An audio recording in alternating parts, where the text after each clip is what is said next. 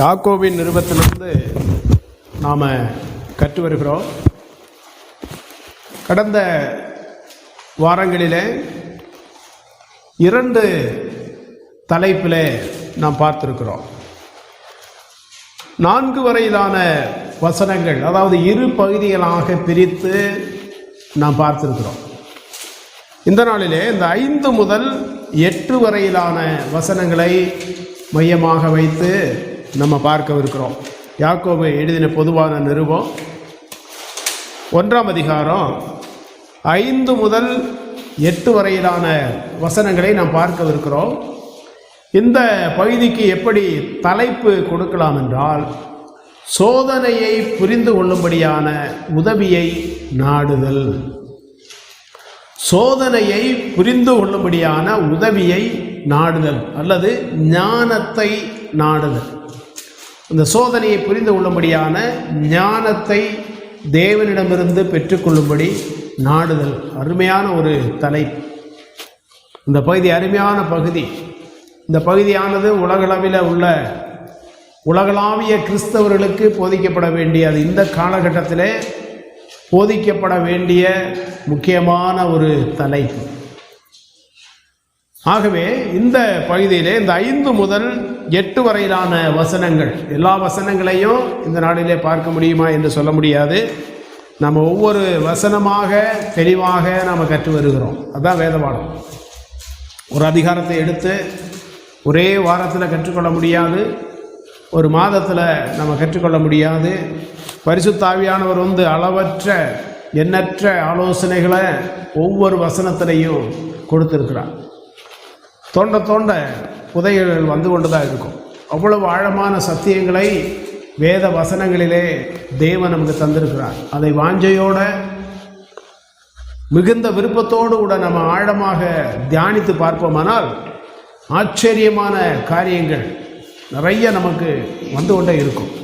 ஆகவே இந்த 5வது வசனத்தை யாராவது ஒருவர் வாசிக்கலாம்.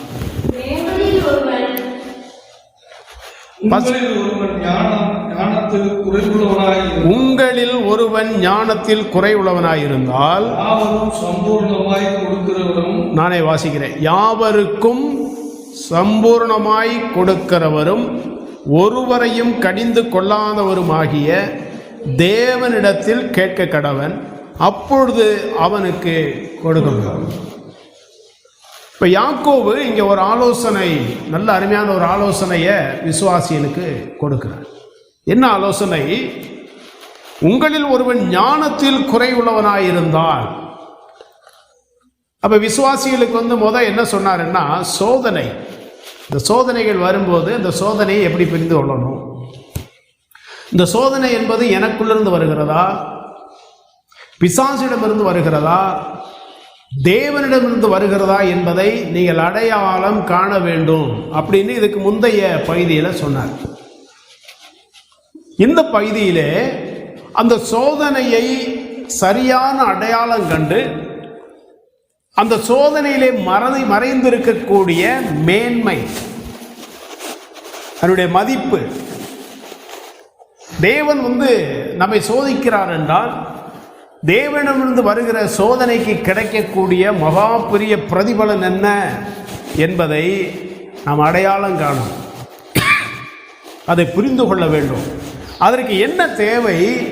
ஞானம் தேவை. யாக்கோபு இந்த இடத்துல கூறுகிற ஞானம் என்பது பொதுவான ஞானம் அல்ல. சாலமோன் ராஜாவுக்கு கொடுக்கப்பட்டது போல ஞானம் அல்ல. இதற்கு முந்தைய பகுதியை சரியாக வாசித்து பார்ப்போமானால், தியானித்து பார்ப்போமானால், யாக்கோபு எந்த ஞானத்தை கூறுகிறார் என்றால், சோதனையை புரிந்து கொள்ளக்கூடிய ஞானம். ஏன் எனக்கு இந்த சோதனை வருகிறது? இந்த சோதனையில் அப்படி என்ன மகத்துவம் இருக்கிறது? அந்த 12வது வசனத்தில், 1ஆம் அதிகாரம் 12வது வசனத்தை பார்ப்போமானால், சோதனையை சகிக்கிற மனுஷன் பாக்கியவான், அவன் உத்தமன் என்று விளங்கின பின்பு கர்த்தர் தம்மிடத்தில் அன்பு கூறுகிறவர்களுக்கு வாக்கு தத்தம் பண்ணின ஜீவ கிரீடத்தை பெறுவான். அப்ப யாக்கோபு என்ன சொல்றாரு? நீ சோதனையை புரிந்து கொண்டு அதை சகித்தால் அந்த சோதனையுடைய மேன்மை என்ன? தேவனால் வருகிற சோதனைக்கு ஒரு மேன்மை இருக்கிறது. அந்த மேன்மையை நம்ம பெற்றுக்கொள்ளணும். ஆகவே அந்த மேன்மையை பெற்றுக்கொள்வதற்கு முன்பதாக தேவனால் அனுப்பப்படுகிற சோதனையை சந்தோஷத்தோடு விசுவாசிகள் ஏற்றுக்கொள்ளணும். பிசாசிடமிருந்து வருகிற சோதனையை சந்தோஷத்தோடு ஏற்றுக்கொள்ளக்கூடாது. நமக்குள்ளாக இருந்து வரக்கூடிய சுய இச்சையினாலே வரக்கூடிய சோதனைகளுக்கு இடம் கொடுத்து அதை சந்தோஷமாக வரவேற்கக்கூடாது. ஆனால் கர்த்தர் சோதனையை அனுமதிக்கிறார் என்றால் ஏன் அனுமதிக்கிறார்? 4ஆம் வசனத்தில் பார்த்தோம், நீங்கள் ஒன்றிலும் குறை உள்ளவர்களாயிராமல் பூரணராயும், வாசிக்கலாம், நிறை உள்ளவர்களாயும் இருக்கும்படி பொறுமையானது பூரண கிரியை செய்ய கிடவது. அப்ப நீங்கள் ஒன்றிலும் குறை உள்ளவர்களாக இருக்கக்கூடாது. எந்த காரியத்தில்? பணத்தில் அல்ல. எனக்கு 10 வீடு இருக்கு, எனக்கு குறையே இல்லை. பேங்க்ல 1 கோடி ரூபாய் வைத்திருக்கிறேன், எனக்கு குறையே இல்லை. அந்த குறைய சொல்லலை. ஆவிக்குரிய வளர்ச்சியிலே, ஆவிக்குரிய வாழ்க்கையிலே, தேவனுடைய சித்தத்தை புரிந்து கொள்வதிலே உங்களுக்கு குறையே இருக்கக்கூடாது. அதில் பூரணமாய் நீங்கள் வளர்ந்திருக்க வேண்டும். அதை சொல்றார். அப்ப சோதனையை சகிக்கிற மனுஷன் பாக்கியவான், அவனுக்காக கிரீடம் காத்து கொண்டு இருக்கிறது. அந்த கிரீடத்தை பெற்றுக்கொள்ள வேண்டுமானால் இந்த சோதனையை புரிந்து கொள்ள வேண்டும். சோதனை எதற்காக தேவன் தருகிறார்? அந்த ஞானம், அந்த ஞானத்தை தான் சொல்லுகிறார். உங்களில் ஒருவன் ஞானத்தில் குறைவுள்ளவனாயிருந்தால் யாவருக்கும் சம்பூர்ணமாய் கொடுக்கிறவரோ. போதும். யாவருக்கும் சம்பூர்ணமாய் கொடுக்கிறவர். தேவனிடத்துல தான் கேட்கணும். ஏனென்றால் தேவன் ஆவியாயிருக்கிறார். ஆவிக்குரிய காரியங்களை அறிந்து கொள்ள வேண்டுமானால் அவன் எப்படிப்பட்டவனாக இருக்கணும்? ஆவிக்குரியவனாக இருக்கணும். 1 கொரிந்தியர் 2ஆம் அதிகாரத்தில் வாசிக்கிறோம், 10ஆம் வசனம் என்று நினைக்கிறேன். பரிசுத்த ஆவியானவர் தான் மிகப்பெரிய ஒரு ஆராய்ச்சியாளர். அந்த பரிசுத்த ஆவியானவர் நமக்கு சோதனை நேரங்களிலே உதவி செய்து, அந்த சோதனை வரும்போது ஏன் வருகிறது, எதற்காக வருகிறது, அந்த சோதனையில் மறைந்திருக்கிற மேன்மை என்ன என்பதை வெளிப்படுத்தாவிட்டால் நம்மளால் உணர்ந்து கொள்ள, புரிந்து கொள்ள முடியாது. பரிசுத்த ஆவியானவரின் வரங்களிலே மிக முக்கியமான வரம் என்று சொல்வோமானால் பரிசுத்த ஆவியானவர் கொடுக்கிற ஞானம் என்கிற வரம். பரிசுத்த ஆவியானவர் நமக்கு எதை தரணும்? ஞானத்தை தரணும். அவர் ஞானத்தின் ஆவியானவர் என்று ஏசாயாவின் புத்தகத்தில் வாசிக்கிறோம். ஞானத்தின் ஆவியானவர். அப்போ பரிசுத்த ஆவியானவரின் உதவி இல்லாவிட்டால் ஊழியனாக இருந்தாலும் விசுவாசியாக இருந்தாலும் சோதனை வரும்போது நம்ம சோர்ந்து போயிடுவோம், இடறி விழுந்து விடுவோம், தேவனுக்கு எதிராக பேசி விடுவோம், தேவனுக்கு எதிராக முறுமுறுத்து விடுவோம், தேவனை மறுதலித்து விடுவோம், தேவனுடைய சித்தத்தை செய்யாமல் விட்டு விடுவோம், ஜெபிக்க மறந்து விடுவோம், வேதத்தை வாசிக்க மறந்து விடுவோம். ஆனால் பரிசுத்த ஆவியானவர் மூலமாக வருகிற அந்த தெய்வீகமான ஞானம், அதைத்தான் யாக்கோபு சொல்றார், உங்களில் ஒருவன் ஞானத்தில் குறைவுபட்டார். என்ன ஞானம்? உனக்கு சோதனை வரும்போது அந்த சோதனையை புரிந்து கொள்ளக்கூடிய ஞானம் உனக்கு தேவை. எவ்வளவு முக்கியமான ஒன்று இல்லையா? வாழ்க்கையில மிக மிக முக்கியம். இந்த உலகம் அதை புரிந்து கொள்ளாது. இந்த உலகத்திற்கு ஒரு சோதனை வருகிறது என்றால் இந்த உலகத்தார் என்ன செய்வார்கள்? கடவுளுக்கு விரோதமாய் முறுமுறுப்பார்கள், மற்றவர்களுக்கு எதிராக பேசுவார்கள் இல்லையா? உடன்பிறப்புகளை, உற்றார் உறவினர்களை, குடும்பத்தாரை, நண்பர்களை, ஊரார்களை படித்து பேசுவார்கள். ஆனால் விசுவாசிகள் சோதனையை அடையாளம் காணும். இன்னைக்கு நிறையா விசுவாசிகளுடைய வாழ்க்கையிலே, ஊழியர்களுடைய வாழ்க்கையிலே சோதனையை புரிந்து கொள்ளக்கூடிய ஞானம் இல்லை. சின்ன சோதனை வந்தோன்னா ஒரே குழப்பம், பயம் வந்துடுது, தடுமாறி விடுகிறார்கள். ஆனால் அந்த சோதனையை புரிந்து கொள்ளக்கூடிய ஞானம் இருக்குமேயானால் அனிதினமும் சோதனை வந்தாலும் சந்தோஷத்தோடு, சமாதானத்தோடு, மகிழ்ச்சியோடு கூட அந்த சோதனையை வரவேற்கலாம் இல்லையா? அதுதான் ரொம்ப முக்கியமான ஒன்று. அப்போ உங்களில் ஒருவன் ஞானத்தில் குறைவுள்ளவனாயிருந்தால் யாவருக்கும் சம்பூர்ணமாய் கொடுக்கிறவரும் ஒருவரையும் கடிந்து கொள்ளாதவருமாகிய தேவனிடத்தில் கேட்க கடவன், அப்பொழுது அவனுக்கு கொடுக்கப்படும். அப்ப இந்த ஞானத்தை நம்ம யார் இடத்துல கேட்கணும்? தேவனிடத்தில் கேட்கணும். கர்த்தர் தான் ஞானத்தின் உறைவிடம். ஞானம் அவருடையது. இப்போ அறிவு என்பது வேறு, புத்தி என்பது வேறு, ஞானம் என்பது வேறு, விவேகம் என்பது வேறு. விவேகம் என்றால் ஒரு காரியத்தை வேறு விரித்து அறிதல், நல்லதா கெட்டதா. ஒரு மனிதன் பேசும்போது அவர் பேசுவது சரியா தவறா விவேகித்து புரிந்து கொள்ளுதல் விவேகம். அறிவு என்பது என்ன?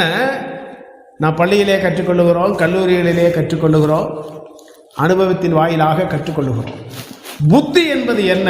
மற்றவர்கள் நமக்கு கூறுகிற அறிவுரையின் மூலமாக கிடைக்கக்கூடியது புத்தி. ஆனால் ஞானம் என்பது இந்த உலக மனிதர்களால் நமக்கு தர முடியவே முடியாது. அதையும் ஆவிக்குரிய ஞானம் என்று சொல்லும் போது, இந்த ஆவிக்குரிய ஞானம் வேணும் என்றால் அந்த ஆவிக்குரிய ஞானம் எங்கிருந்து வரணும்? தேவனிடத்தில் இந்த கர்த்தர் தான் தரணும். கர்த்தர் கொடுத்தால் ஒழிய ஆவிக்குரிய ஞானத்தை நீங்களும் நானும் பெற்றுக்கொள்ள முடியவே முடியாது. அப்போ தேவனுடைய பிள்ளைகள் சோதனை வரும்போது இந்த சோதனைகளை எப்படி வரவேற்க வேண்டும்? சந்தோஷத்தோடு, மகிழ்ச்சியோடு. கொஞ்சம் கஷ்டம்தான், கொஞ்சம் வேதனையாகத்தான் இருக்கும், புரிந்து கொள்ள முடியாமல் இருக்கும், குழப்பமாயிருவோம். அதற்கு தான் ஞானம் தேவை. கர்த்தாவே, இந்த உலகத்திலே நான் வாழும்போது எனக்கு வருகிற சோதனைகளை அடையாளம் காணவும், அதை புரிந்து கொள்ளவும், அதை சந்தோஷமாக ஏற்றுக்கொள்ளவும் எனக்கு ஞானத்தை தாரும். நம்ம என்ன கேட்குறோம்? வீடு வீடு தார ஆண்டவரே, வேலை தார ஆண்டவரே. இதெல்லாம் முக்கியம்தான், வேலையும் முக்கியம், வீடும் முக்கியம்தான். இவை எல்லாவற்றையும் விட முக்கியம் எது? ஆவிக்குரிய ஞானம். நம்முடைய வீடு ஒரு நாள் அழிந்து போயிடும், நம்முடைய கல்வி நம்மளை விட்டு போயிடும், நம்முடைய ஆஸ்தி நம்மளை விட்டு போயிடும். ஆனால் தேவன் தருகிற ஞானமானது நாம் மறுமைக்கு போகும்போதும் பரலோகத்துக்கு செல்லும் போதும் அங்கேயும் அந்த ஞானம் நமக்கு காணப்படும், நம்மோடு கூட வரும். அதனால தான் யாக்கோபு சொல்கிறாரு, உங்களில் ஒரு ஞானத்தில் குறைவுபட்டால் அவன் தேவனிடத்தில் கேட்க கடவன். என்ன ஞானம்? சோதனையை என்றைக்காவது நம்ம கேட்டிருக்கிறோமா? கர்த்தாவே, சோதனையை புரிந்து கொள்ளக்கூடிய ஞானத்தை எனக்கு தாரும். தனிமையில் உட்கார்ந்து கர்த்தாவே இந்த சோதனையை என் வாழ்க்கையிலே வருவதற்காக நன்றி சொல்லியிருக்கிறோமா? சொல்லவே இல்லை இல்லையா? அதுக்கு தான் யாக்கோபு கற்றுத்தராரு, நீ கற்றுக்கொள்ளணும்பா, நீ வளரணும். அதில் என்ன செய்யணும்? நீ வளரணும். அப்போ 4ஆம் வசனத்தில் சொன்னார், நீங்கள் ஒன்றினும் குறைவுள்ளவர்களாக இருக்கவே கூடாது. இது உலகத்தாரால் ஏற்றுக்கொள்ள முடியாத ஒன்று, ஆனால் விசுவாசிகளால் ஏற்றுக்கொள்ள முடியும். விசுவாசிகள் அதை உணர்ந்து கொள்ள முடியும். 1 கொரிந்தியர் 3ஆம் அதிகாரத்துக்கு வாங்க. 1 கொரிந்தியர் 3ஆம் அதிகாரம். 1 கொரிந்தியர் 3ஆம் அதிகாரத்தில் நானே வாசிக்கிறேன். 3ஆம் அதிகாரம் 2ஆம் வசனம். நீங்கள் பலனில்லாதவர்களானதால் உங்களுக்கு போஜனம் கொடாமல் பாலை குடிக்க கொடுத்தேன். இன்னமும் நீங்கள் மாம்சத்திற்கு உரியவர்களாய் இருக்கிறபடியால் இப்பொழுதும் உங்களுக்கு பலனில்லை. கொரிந்து சபைக்கு எழுதும்போது பவுல் சொல்றார், நீங்கள் பலன் இல்லாதவர்களானதால். அப்படின்னா பலன் இல்லை என்றால் கொரிந்து சபையில் சாப்பாடு இல்லாமல் இருந்ததா? ஆரோக்கியமற்றவர்களாக இருந்தார்களா? இல்லை. எல்லா வசதி வாய்ப்புகளும் இருந்தாலும் ஆவிக்குரிய வளர்ச்சி இல்லை, ஆவிக்குரிய பலன் இல்லை. ஆவிக்குரிய பலன் இருக்கிறது, அதுதான் ரொம்ப முக்கியம். வளர்ச்சி அப்படின்னு சொல்லும் போது சபையில் 40,000 பேர் இருக்காங்க, சபை வளர்ந்துருக்கு. 10,000 பேர் இருக்கிறார்கள், சபை வளர்ந்துருக்கிறது. அந்த வளர்ச்சி அல்ல. கிறிஸ்துவானவர் எதிர்பார்க்கிற வளர்ச்சி அந்த வளர்ச்சி அல்ல.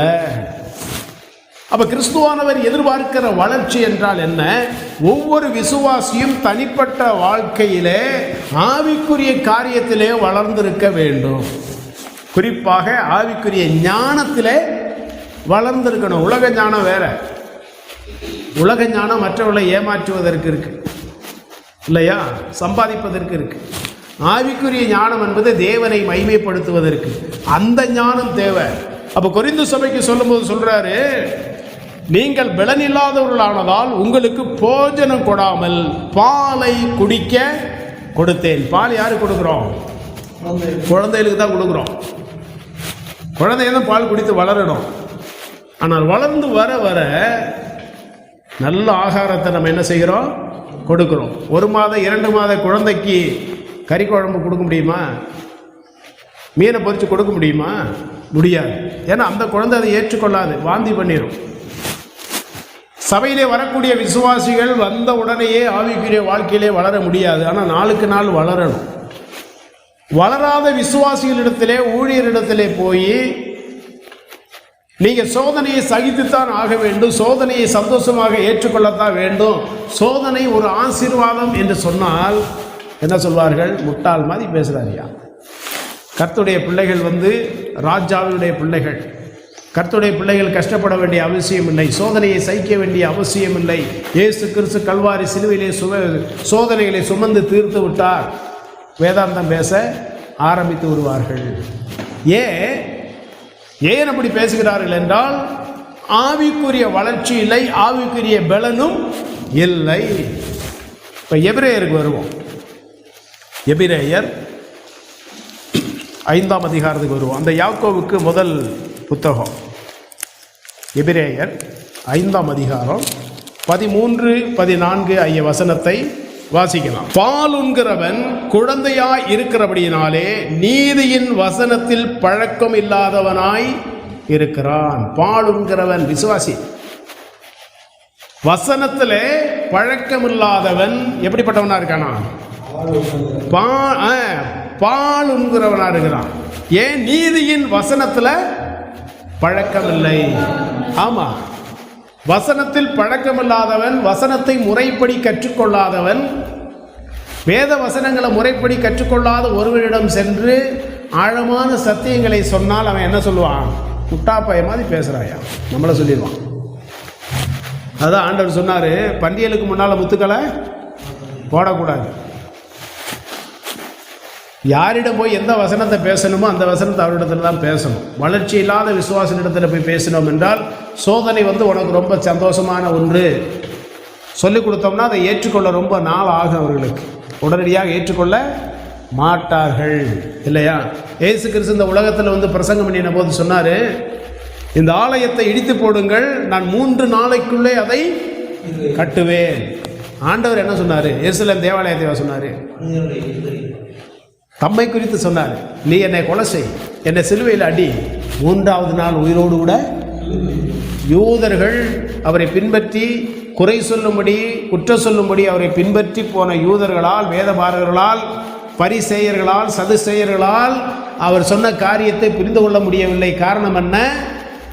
அவர்கள் வேத வசனத்தில் பலனற்றவர்கள், வேத வசனத்தை கற்றுக்கொள்ளவில்லை. ஆசாரிகளாக இருந்தார்கள், ஆனால் வேத வசனத்தை புரிந்து கொள்ள முடியல. அடுத்த வசனம், பலமான ஆகாரமானது நன்மை தீமை இன்னதென்று பயிற்சியினால் பகுத்தறியத்தக்கதாக முயற்சி செய்யும் ஞானேந்திரியங்களை உடையவர்களாகிய பூரண வயது உள்ளவர்களுக்கே தகும். பூரண வயது அப்படின்னா வயசான கிழவனுக்கா, வயசான பாட்டிக்கா? அந்த அறிவு அல்ல. இந்த பூரண வயது என்று சொல்லப்பட்டிருக்கிறது வேத வசனத்தை திறம்பட சரியாக கற்றுக்கொண்டவர்கள், சரியாக புரிந்து கொண்டவர்கள். அவர்களால் தான் சோதனையை, யாக்கோபு சொல்ற சோதனையை சந்தோஷமாக ஏற்றுக்கொள்ள முடியும்.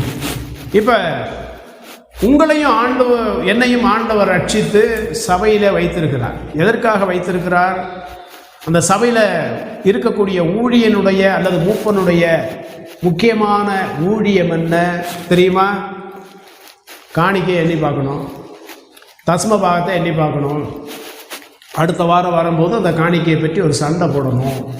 நான் தான் பெரிய ஆள், நீ தான் பெரிய ஆள், சபைக்கு வர்ற காணிக்கையெல்லாம் சேர்த்து எந்த பேங்கில் வைத்திருக்கிற, எடுத்து ஏண்ட கொடு, நான் பார்க்குறேன். இதுதான் ஊழியக்காரனுடைய பொறுப்பா? மூப்பருடைய பொறுப்பு இதுதானா? இல்லை சபையில் நான் தான் ஜெபம் பண்ணணும், நீ தான் பிரசங்கம் பண்ணணும், இதற்காகத்தான் கர்த்தர் வைத்திருக்கிறாரா? இன்னும் அதவே உணர்ந்து கொள்ளல கிறிஸ்தவ உலகம். ஒரு ஊழியனுடைய முக்கியமான நோக்கம் என்ன, மூப்பருடைய முக்கியமான நோக்கம் என்ன என்பதை, தேவனால் கொடுக்கப்பட்ட அடிப்படையான ஊழியம் என்ன என்பதை பவுலே சொல்லியிருக்கிறார். அப்போஸ்தலனாகிய பவுல் கொலோசையருக்கு எழுதின நிருபம், கொலோசையர் 1ஆம் அதிகாரம் 28வது வசனத்தை வாசிக்கலாம். எல்லாரும் சேர்ந்து வாசிங்க. எந்த மனுஷனையும் கிறிஸ்து இயேசுவுக்குள் தேறினவனாக நிறுத்தும்படிக்கு அவரையே நாங்கள் அறிவித்து, எந்த மனுஷனுக்கும் புத்தி சொல்லி எந்த மனுஷனுக்கும் எல்லா ஞானத்தோடும் உபதேசம் பவுல் சொல்றாரு. அப்புறம் ஊழியனுடைய பிரதானமான பொறுப்பு என்ன? ஒரு மூப்பனுடைய பிரதானமான பொறுப்பு என்ன?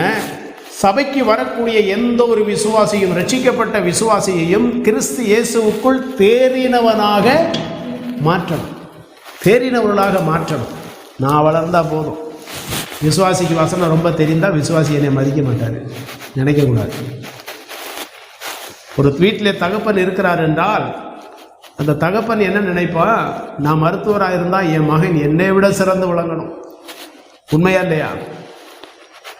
என் மகன் முட்டாளாவே இருக்கணும். எந்த மருத்துவராவது நினைப்பார்களா? எந்த ஆசிரியராவது நினைப்பார்களா? என் பிள்ளை என்னை விட சிறந்து விளங்கணும் இல்லையா? சில பேர் பாருங்க, திருடுறான். அவன் என்ன நினைக்கிறான்? என் மகன் என்னை விட நல்லா திருடணும். சமயத்தில் ஒரு கதை கேட்டேன், நடந்த சம்பவம். அப்பா திருடிட்டு ஜெயிலுக்குள்ள இருக்காரு. வெளியில இருக்கிற மகனை எப்படியாவது பயிற்சி கொடுக்கணும். உள்ள இருந்தே பயிற்சி கொடுத்து என் மகன் என்னை விட திருடரா மாறணும், அவருக்குள்ள ஒரு வாஞ்சை இல்லையா? அந்த வாஞ்சை கூட நம்ம சபைகள் இல்லை. நான் ஆவிக்குரிய வாழ்க்கையில வளர்ந்திருக்கிறேன் என்றால் சபைக்கு வரக்கூடிய விசுவாசிகளும் வளரணும். நான் பிரசங்கம் பண்றதோ இல்லையோ, விசுவாசிகள் பேசி பழகும். நான் வேதவாட வகுப்பு எடுக்கிறேனோ இல்லையோ, விசுவாசிகள் பழகட்டும். இந்த எண்ணம் மூப்பருக்கு வருதா, ஊழியனுக்கு வருதா? விசுவாசிகளை அடித்து உட்கார வச்சிருது, அப்படியே அமர்த்தி வச்சிருது. வளரவே விட, அப்படியே இரு, நான் பிரசங்கம் பண்ணுகிறேன், நீ கேட்டா போ. ஆனால் வேதம் என்ன சொல்லுது? எந்த மனிதனையும் கிறிஸ்து இயேசுவுக்குள் தேறினவனாக மாற்றணும். அதுதான் முக்கியமான ஊழியம். 40 வருடம் 50 வருடம் ஆயிடுச்சு, இன்னும் வளர்ச்சி இல்லை. அப்புறம் எப்படி சோதனையை ஏற்றுக்கொள்ள முடியும்? சோதனையை தாங்கிக் கொள்ள முடியும்? சோதனையை சந்தோஷமாக ஏற்றுக்கொள்ள முடியும்? அப்போ வளர்ச்சி இல்லை என்றால் அங்கே சோதனையை பார்த்து நாம பயந்து விடுவோம். இன்னும் கொஞ்சம் காரியம்தான், சீக்கிரம் பார்த்து முடித்திடலாம், சரியா? அப்போ கர்த்தருடைய பிள்ளைகள் எப்படிப்பட்டவர்களாக இருக்கணும்? தேவ ஞானத்தை பெற்று அந்த ஞானத்தினாலே நமக்கு இந்த உலகத்திலே வரக்கூடிய சோதனைகளை சந்தோஷமாக ஏற்றுக்கொள்ள நாம் வளர்ந்திருக்க வேண்டும். ஆவிக்குரிய வாழ்க்கையிலே வளர்ச்சி வேண்டும். அதுக்கு தான் தீத்துவுக்கு எழுதின நிருபத்தில் பவுல் சொன்னார், 2:1 நீயோ ஆரோக்கியமானவைகளை பேசு. அப்போ ஜனங்களுக்கு ஆரோக்கியமானவைகளை கற்றுக் கொடுக்கணும். ஏதோ ஆரோக்கியமான உபதேசம். துன்பத்தை ஏற்றுக்கொள், பிரச்சனையை ஏற்றுக்கொள், வியாதியை ஏற்றுக்கொள். பிரசங்கம் பண்ண சபைக்கு எத்தனை பேர் வருவான்? இந்த சபை மோசமான சபை, வாயில நல்ல வார்த்தையே வராது போல ஊழியக்காருக்கு. துன்பத்தை போய் ஏற்றுக்கொள் அப்படின்னு சொல்றாரு. நான் சொல்லலை, எந்த ஊழியனும் சொல்லலை. வேதம் நமக்கு கற்றுத்தருது. ஆவிக்குரிய வாழ்க்கையில் நீ வளர்ந்திருந்தா தான் இவைகளெல்லாம் என்ன செய்ய முடியும்? சகிக்க முடியும், சந்தோஷமாக ஏற்றுக்கொள்ள முடியும். 2006 ஆண்டு, நல்லா கவனமாக கேளுங்க. 2006 வருஷம், சரியான மழைக்காலம், நல்ல மழை. நான் ஊழியத்துக்கு போயிட்டு வீட்டுக்கு வருகிறேன். மாலை வேலையில் ஒரு 7 மணி இருக்கும். ஊழியத்தை முடித்துட்டு ரொம்ப கஷ்டமான சூழ்நிலை. அப்போ செலவுக்கு 10 காசு கூட கையில் இருக்காது. அதோடு கூட வீட்டுக்கு நான் வர்றேன், சோர்வாக வருகிறேன். வீட்டுக்குள்ளே வந்து நுழைந்தா என் மனைவி மனநிலை பாதிப்பு ஏற்பட்டபடினால அந்த வீட்டுக்குள்ளே எல்லாம் இங்கிட்டும் அங்கிட்டும் ஓடி சத்தம் போட்டு அலறி இங்கேயும் அங்கேயும் ஓடுவதை பார்த்தேன். எங்கள் வீட்டில் வேலை பார்க்குற ஒரு அம்மா இருந்தாங்க சமையலுக்கு. அந்த அம்மாவால் சமாதானப்படுத்த முடியலை. என் மனைவியுடைய அப்பா வேடிக்கை பார்த்துட்டு அப்படியே உட்காந்துருக்கிறார். அப்போ என் மகளுக்கு வயது 1 வயது தான். அப்போ என் மக அழுது கொண்டிருக்கு. நான் என்ன செய்தேன்? என் மனைவியை சமாதானப்படுத்த பார்க்குறேன், அடக்க பார்க்குறேன், முடியலை. ஏன்னா மனநிலை பாதிப்பு. குழந்தை ஒரு பக்கம் அழுகுது, பாப்பா. குழந்தைய கையில் வச்சிருக்கிறேன், ஒரு பக்கம் மனைவியை நான் கையில் பிடிச்சிருக்கிறேன். அப்போ அந்த வீட்டில் வேலை பார்க்குற அம்மா கேட்டாங்க, தம்பி மாத்திரை இருந்தால் கொடுக்கலாம்ல? நான் சொன்னேன், மாத்திரை இல்லைம்மா. அப்போ போய் வாங்கிட்டு வா. இல்லைம்மா, என்கிட்ட மாத்திரை வாங்க கூட காசு இல்லை அப்படின்னு சொன்னேன். அந்த அம்மா சொன்னாங்க, ஒரு 100 ரூபா கடனை தாரேன், மாத்திரை வாங்கி கொடுங்க. சரிம்மா, நான் கடனை திரும்ப தந்துடுறேன் என்று சொல்லி 100 ரூபாயை வாங்கிட்டு அந்த மழையில் நல்லா முட்டை அளவுக்கு வெள்ளம் நிறையா போட்டு போய் மாத்திரையை வாங்கிட்டு வந்தேன். என் மனைவிக்கு கொடுத்தேன். உணவும் கொடுத்தேன். கொஞ்ச நேரத்தில் என் மனைவிக்கு நல்ல நித்திரை வந்து தூங்க வைத்தேன். பாப்பாவையும் தூங்க வைத்தேன். அவள் உடனே நல்லா குளித்துட்டு முழங்கால் படிக்கிட்டு அந்த முழங்கால் படிக்கிட்டு ஆண்டவரை பார்த்து சொன்னேன், கர்த்தாவே, என் மனைவியுடைய வாழ்க்கையில் இப்படிப்பட்ட வியாதி நீ தந்திருக்கிறீர், அதற்காக உமக்கு ஸ்தோத்திரம். என் வாழ்க்கையிலே நீ தந்த சோதனைகளுக்காக உமக்கு நன்றி. என் வாழ்க்கையிலே இந்த நாளிலே நீ அனுமதித்த அந்த வேதனைகளுக்காக உமக்கு கோடா கோடி ஸ்தோத்திரம். இவ்வளவு சோதனைகளின் மத்தியில் உம்மை மறுதளிக்காமல் இருப்பதற்கு எனக்கு உதவி செய்தீரே, அதற்காக உமக்கு நன்றி. இதைவிட சோதனை வந்தாலும், இதைவிட வேதனை வந்தாலும் நான் உம்மை விட்டு விலக மாட்டேன் என்று ஜெபித்து விட்டு என்ன செய்தேன், அந்த டைரியில் எழுதி வைத்தேன். இப்பொழுது அந்த டைரியை எடுத்து அவ்வப்போது நான் படித்து பார்ப்பேன். அப்படியே அயர்ந்த நித்திரை வந்தது, தூங்கிவிட்டேன். அடுத்து 5 ஆண்டுகள் பலவிதமான சோதனைகள் கர்த்தர் எனக்கு கற்றுக் கொடுத்தார். அந்த சோதனைகளெல்லாம் சந்தோஷமாக வரவேற்றேன். 2011ஆவது ஆண்டு அதிகாலை வேளையில் என் மனைவி திடீரென என்னை விட்டு மறைந்து போனார். இதெல்லாம் ஏன் சொல்லுகிறோம் என்றால், துக்கத்தை, சோதனையை, பாடுகளை சந்தோஷமாக ஏற்றுக்கொள்ளுகிற அளவுக்கு நீங்களும் நானும் வளர வேண்டும் என்று யாக்கோபு சொல்கிறாரு. அதுக்கு தான் ஞானம் தேவை. நமக்காக ஜீவ கிரீடம் வைக்கப்பட்டிருக்கிறது. அநேக வரங்கள், கிருபை வரங்கள் நமக்கு கொடுக்கப்பட்டிருக்கிறது. தேவனுடைய வருகையிலே அநேக பிரதிபலனங்கள் நமக்காக வைக்கப்பட்டிருக்கிறது. இதையெல்லாம் புரிந்து கொள்ளக்கூடிய ஒரு ஞானம், அந்த ஞானம் இருந்தால் சோதனையா வரட்டும், வந்து பா சொல்லலாம். அந்த அளவுக்கு நீங்களும் நானும் வளர வேண்டும் என்று தேவன் எதிர்பார்க்கிறார். அதைத்தான் யாக்கோபு மூலமாக பரிசுத்த ஆவியானவர் நமக்கு கற்றுத்தருகிறார் இல்லையா? யோபுவின் சரித்திரத்தை நம்ம பார்ப்போமானால், யோபு எப்படிப்பட்டவனா இருந்தான்? மிக ஐஸ்வர்ய சம்பன்னன், உத்தமன், சன்மார்க்கன் இல்லையா? அவருக்கு சோதனை வந்தது, எல்லாவற்றையும் இழந்தான். அந்த குடும்பத்தில் யோபோடு கூட அதிகமாக பழகினது, யோபோடு கூட அதிகமாக நேரம் செலவிட்டது யாரு? மனைவி. ஒரு குடும்பத்தில் 2 விதமான காரியம் பாருங்க. யோபு சொல்றாரு, கர்த்தர் கொடுத்தார், கர்த்தர் எடுத்தார், கர்த்தருடைய நாமத்திற்கு ஸ்தோத்திரம். சோதனையை என்ன சொல்றாரு? கர்த்தர் கொடுத்தாரு, கர்த்தர் எடுத்தார், கர்த்தருடைய நாமத்திற்கு. அதுதாங்க வளர்ச்சி, அதுதாங்க ஞானம். அந்த ஞானம் உங்களுக்கு இருக்கா? அந்த ஞானம் எனக்கு இருக்குதா? நாளைய தினத்தில் என் பிள்ளை மரித்து போகுமையானால் கர்த்தாவே உமக்கு நன்றி என்று சொல்லக்கூடிய வளர்ச்சி இருக்கிறதா? எனக்குள்ள எல்லாத்தையும் இழந்து நான் ரோட்டிலே நின்று போனால், இந்த ரோட்டிலே நின்று கொண்டு தேவனுக்கு நன்றி சொல்ல என்னால் முடியுமா? அந்த அளவுக்கு நான் வளர்ந்திருக்கிறேனா? அதற்கான ஞானம் எனக்கு இருக்கிறதா? அதைத்தான் யாக்கோபு சொல்றாரு, ஒருவன் உங்களின் ஞானத்தில் குறைவுபட்டால் கர்த்தரிடத்தில் கேட்க கடவன். யோபு சொன்னாரு, கர்த்தர் கொடுத்தார், கர்த்தர் எடுத்தார், கர்த்தருடைய நாமத்திற்கு ஸ்தோத்திரம். யோபின் மனைவி என்ன சொன்னால், ஆண்டவரை தூஷித்து ஜீவனை விடும். இன்னமா அந்த ஆண்டவரை நம்புற நாயா, படுபாவியா இருக்க, மோசமான ஆளா இருக்க, எல்லாம் இழந்துட்ட, இன்னமா ஆண்டவரை பற்றி கொண்டிருக்க. அப்ப யோபுவை புரிந்து கொள்ளவில்லை. யோபுவோடு கூட இருந்து அந்த யோபுவுக்கு உள்ளாக இருந்த அந்த ஞானத்தை கூட மனைவியால் புரிந்து கொள்ள முடியவில்லை. இன்றைக்கு நம்மளும் சபைகளில் இருக்கிறோம், 40 வருஷம் 50 வருஷம் இருக்கிறோம். தேவ ஞானத்தை பெற்றுக்கொள்ளவும் இல்லை, தேவ ஞானத்தை புரிந்து கொள்ளவும் இல்லை. அப்போ சோதனைகளை சந்தோஷமாக ஏற்றுக்கொள்ளக்கூடிய ஞானத்தை எனக்கு தாரு ஆண்டவரே. அதான் நம்ம ஜெபிக்கணும், அதைத்தான் கேட்கணும். அதைத்தான் யாக்கோபு சொல்றார், உங்களில் ஒருவன் ஞானத்தில் குறைவுபட்டால் அவன் யாவருக்கும் சம்பூர்ணமாய் எனக்காக என்னுடைய சித்தத்தை நிறைவேற்றுகிறாயா? என் சித்தத்தை நிறைவேற்றுவதற்கான ஞானத்தை உனக்கு அளவில்லாமல் தருகிறேன். நிச்சயமா தருவாரு. ஆண்டவர்கிட்ட கேட்கணும், உடைய சித்தத்தை உணர்ந்து கொள்ள, உடைய சித்தத்தை புரிந்து கொள்ள அளவற்ற ஞானத்தை எனக்கு தாரும் என்று கேட்க வேண்டும்.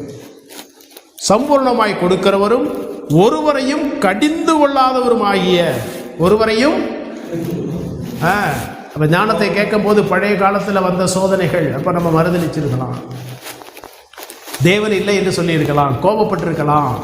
மற்றவளை குறை கூறி இருக்கலாம், பாவங்கள் நம்முடைய வாழ்க்கையிலே வந்திருக்கலாம், அக்கிரமங்கள் நம்முடைய வாழ்க்கையிலே வந்திருக்கலாம். இதையெல்லாம் தேவன் பார்க்க மாட்டார். பழையதெல்லாம் சொல்லி உன்னை கடிந்து கொள்ள மாட்டார். மகனே, இப்போ உனக்கு ஞானம் தேவையா? இனிமேல் வருகிற நாட்களிலே சோதனையை உணர்ந்து கொள்ளக்கூடிய, பாடுகளை உணர்ந்து கொள்ளக்கூடிய ஞானம், அந்த பாடுகளை சோதனைகளை சந்தோஷமாக மாலை போட்டு வரவேற்கக்கூடிய அளவிற்கு உனக்கு ஆவிக்குரிய ஞானம் தேவையா? ஆவிக்குரிய வளர்ச்சிக்கான ஞானம் தேவையா? உனக்கு அளவில்லாமல் கொடுக்கிறேன். அவர் தருவார், இல்லையா? கர்த்தராகிய இயேசு கிறிஸ்து இந்த உலகத்தில் இருந்தபோது கல்வாரி சிலுவை வரை சோதனை தொடர்ந்தது. இயேசு கிறிஸ்து சோர்ந்து போனாரா? தமக்கு முன்பாக வைக்கப்பட்டிருக்கிற ஒரு சந்தோஷம், என்ன சந்தோஷம்? எபிரேயரில் வாசிக்கிறோம். தமக்கு முன்பாக வைக்கப்பட்டிருக்கிற சந்தோஷத்தின் பொருட்டு பாடுகளை, உபத்திரவத்தை அவர் ஒரு பொருட்டாக எண்ணவில்லை. இயேசு கிறிஸ்துவின் நோக்கம் எங்கே இருந்தது? கிறிஸ்துவானவர் என்ன நோக்கம் வைத்திருந்தார்?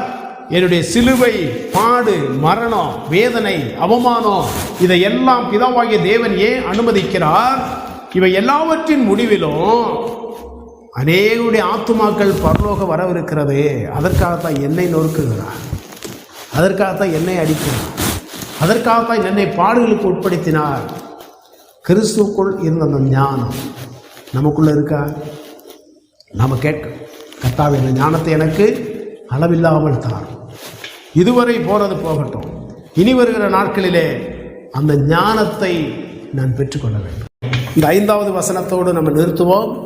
அடுத்த வாரத்திலே மீதியுள்ள 3 வசனங்களையும் இதே தலைப்பில், என்ன தலைப்பு கொடுத்தோம்? சோதனையை புரிந்து கொள்ளும்படியான உதவியை நாடுதல் அல்லது ஞானத்தை நாடுதல். 1ஆம் அதிகாரம் 5 முதல் 8 வரை. இந்த நாளில் ஒரு வசனத்தை மட்டும் நம்ம பார்த்து இருக்கிறோம். ஆவிக்குரிய வளர்ச்சி தேவை. அந்த ஆவிக்குரிய வளர்ச்சிக்கு பரிசுத்த ஆவியானவர் தருகிற விசேஷித்த ஞானம் தேவை. அந்த ஞானத்தை பெற்று பாடுகளையும் துன்பங்களையும் பிரச்சனைகளையும் வறுமையானாலும் வியாதியானாலும் சந்தோஷத்தோடு வரவேற்போம். கர்த்தருக்கு நன்றி செலுத்துவோம். நமக்காக பரலோகத்திலே காத்து கொண்டிருக்கிற ஜீவ கிரீடம், அதை தொடர்ந்து வரக்கூடிய அநேக பிரதிபலன்களும் நமக்காக காத்து கொண்டிருக்கிறது. அந்த சந்தோஷத்தோடு இருப்போம். நிச்சயமாக தேவன் தமது ஞானத்தை நமக்கு தருவார். இந்த வேளையிலே நம் யாவரும் ஜெபிக்கலாம்.